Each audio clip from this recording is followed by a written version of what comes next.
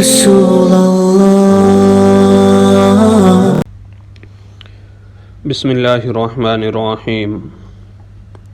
صرف 5 منٹ کا مدرسہ قرآن و حدیث کی روشنی میں 10 باتیں۔ آج کے اسلامی تاریخ 25 ربیع الاول۔ نمبر 1، اسلامی تاریخ۔ رسول اللہ صلی اللہ علیہ وسلم کی پرورش اور خاندان۔ رسول اللہ صلی اللہ علیہ وسلم عرب کے باعزت قبیلہ قریش کے خاندان بنی ہاشم میں پیدا ہوئے۔ خود حضور صلی اللہ علیہ وسلم نے فرمایا، اللہ تعالیٰ نے اسماعیل علیہ السلام کی نسل میں سے کنانہ کو ممتاز بنایا، اور کنانہ میں سے قریش کو عزت عطا فرمائی، اور قریش میں بنی ہاشم کو امتیاز بخشا، اور بنی ہاشم میں سے مجھے منتخب فرمایا۔ آپ صلی اللہ علیہ وسلم کی والدہ بی بی آمینہ خاندان بنو زہرہ کی معزز خاتون تھی۔ پیدائش کے بعد آپ صلی اللہ علیہ وسلم کو صوبیا نے دودھ پلایا۔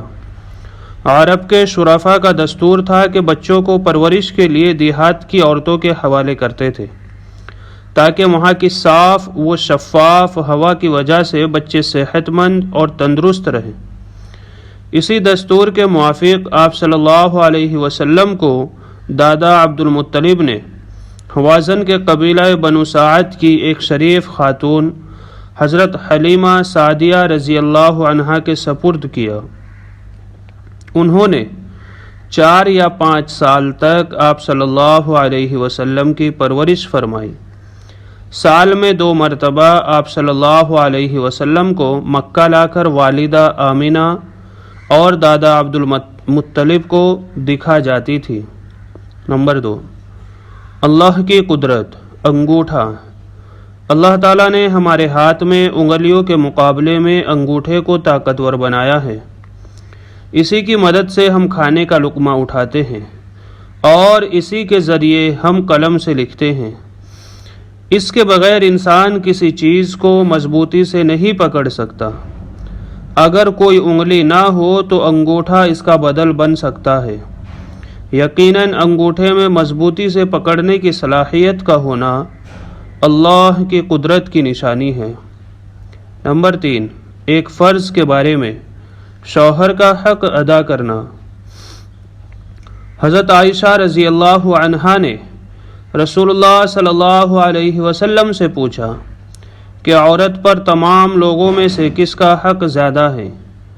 تو رسول اللہ صلی اللہ علیہ وسلم نے فرمایا، عورت پر سب سے زیادہ حق اس کے شوہر کا ہے۔ پھر حضرت عائشہ رضی اللہ عنہا نے پوچھا، مرد پر سب سے زیادہ حق کس کا ہے؟ تو رسول اللہ صلی اللہ علیہ وسلم نے فرمایا، مرد پر سب سے زیادہ حق اس کی ماں کا ہے۔ نمبر 4، ایک سنت کے بارے میں، دسترخوان بچھا کر کھانا۔ حضرت انس رضی اللہ عنہ فرماتے ہیں کہ رسول اللہ صلی اللہ علیہ وسلم نے کبھی میز پر کھانا نہیں کھایا، اور تشتریوں میں بھی نہیں کھایا، اور نہ آپ کے لیے چپاتی پکائی گئی۔ حضرت قتادہ رضی اللہ عنہ سے پوچھا گیا، پھر کس چیز پر آپ کھانا کھاتے تھے؟ فرمایا، دسترخوان پر۔ نمبر 5، ایک اہم عمل کی فضیلت، قرآن کریم کو دیکھ کر پڑھنا۔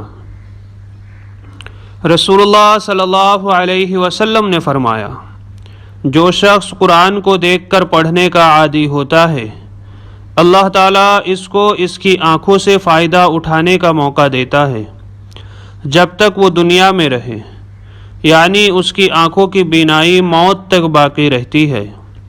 نمبر 6، ایک گناہ کے بارے میں، اذان کے بعد مسجد سے نکلنا۔ رسول اللہ صلی اللہ علیہ وسلم نے فرمایا، جس نے مسجد میں اذان سنی پھر وہ کسی ضرورت کے بغیر مسجد سے چلا گیا اور اس کا واپس آنے کا ارادہ بھی نہیں ہے تو وہ منافق ہے۔ خلاصہ، اذان کی آواز سن کر بلا شرعی ضرورت کے ایک سچے پکے مسلمان کی شان نہیں ہے کہ وہ مسجد سے باہر چلا جائے۔ ایسا کرنا منافق کا عمل ہے۔ نمبر 7، دنیا کے بارے میں 2 خواہش مند شخص۔ رسول اللہ صلی اللہ علیہ وسلم نے فرمایا 2 حریص ایسے ہیں جن کا دل کبھی نہیں بھرتا، ایک علم کا حریص جس کا دل کبھی نہیں بھرتا، اور دوسرا دنیا کا حریص اس کا بھی دل کبھی نہیں بھرتا۔ نمبر 8، آخرت کے بارے میں، قیامت کے دن اللہ کے سامنے کھڑا ہونا۔ قرآن میں اللہ تعالیٰ فرماتا ہے، کیا یہ لوگ اس بات پر یقین نہیں رکھتے کہ انہیں ایک بڑے زبردست دن میں زندہ کر کے اٹھایا جائے گا، جس دن سب لوگ رب العالمین کے سامنے کھڑے ہوں گے۔ نمبر 9، طب نبی سے علاج، مسلمان کو بیماری پر ثواب۔ رسول اللہ صلی اللہ علیہ وسلم نے ارشاد فرمایا، کسی بھی مسلمان کو اس کی بیماری کی وجہ سے کوئی تکلیف پہنچے یا بیماری کے علاوہ کوئی تکلیف پہنچے تو اللہ تعالیٰ اس کی وجہ سے اس کے گناہوں کو اس طرح دور کر دیتا ہے جس طرح درخت اپنے خشک پتوں کو جھاڑ دیتا ہے۔ نمبر 10، قرآن کی نصیحت۔ قرآن میں اللہ تعالیٰ فرماتا ہے، اے لوگو، اللہ کے تم پر جو احسانات ہیں ان کو یاد کرو۔ کیا اللہ تعالیٰ کے سوا کوئی اور بھی خالق ہے جو تم کو زمین و آسمان سے روزی پہنچاتا ہو؟ اس کے سوا کوئی معبود نہیں، پھر آخر تم کہاں اوندھے چلے جا رہے ہو؟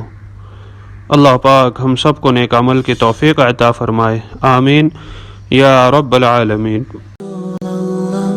رسول اللہ